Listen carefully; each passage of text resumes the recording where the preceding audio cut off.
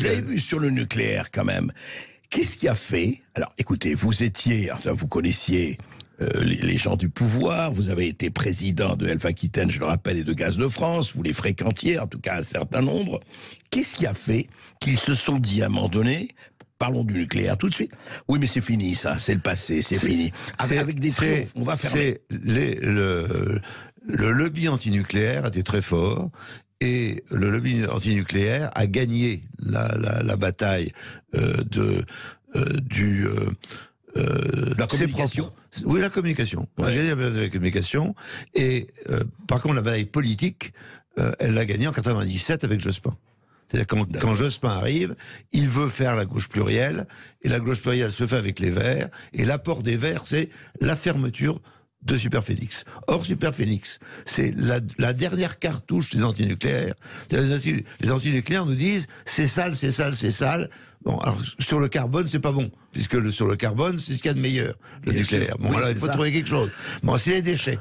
Et les déchets, les physiciens, depuis les années 73, j'ai été là à ce moment-là, on commence à dire mais on va utiliser les déchets dans des centrales, dans des réacteurs à neutrons rapides, avec au circuit primaire, et on recycle les déchets. C'est ça. Et en 1997, on démontre avec Superphénix que c'est possible. Alors c'est pas encore au point. Non, mais c'est possible. Mais c'est possible. Et c'est là où on démonte. Et c'est là où on arrête, et c'est une grande victoire.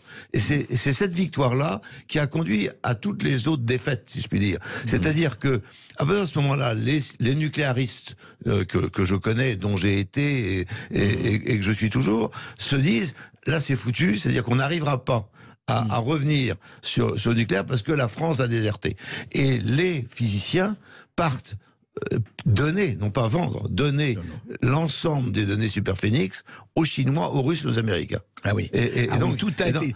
Tout ça est parti. Toute l'invention française est partie. Est partie parce que les types disent dégoûtés en disant on n'arrivera pas avec les Français parce que maintenant le pli est pris. Et il n'y a pas eu de défense du secteur industriel français à l'époque en disant non, le nucléaire c'est important, il faut le garder, il faut le garder, il faut le garder. Donc on a laissé les antinucléaristes fonctionner. Or, il y a un problème central sur les énergies renouvelables, central. C'est-à-dire qu'il y a deux renouvelables possibles. Le renouvelable pilotable et le renouvelable non pilotable. Le renouvelable intermittent, éolien et solaire, et le renouvelable pilotable, c'est-à-dire l'hydraulique, la méthanisation, la géothermie. Et on a mis tout ça dans le cycle renouvelable. Mais en fait, ce qui a été fait, c'est l'éolien et le solaire. C'est-à-dire que les antinucléaires sont partis sur l'éolien et le solaire. Or, ça marche pas. Parce que l'énergie intermittente... On a vu le résultat. L'énergie intermittente, ça conduit à faire de l'électricité beaucoup plus, c'est certain. Mais, surtout, c'est une énergie, en fait, au gaz et au charbon. Parce que quand...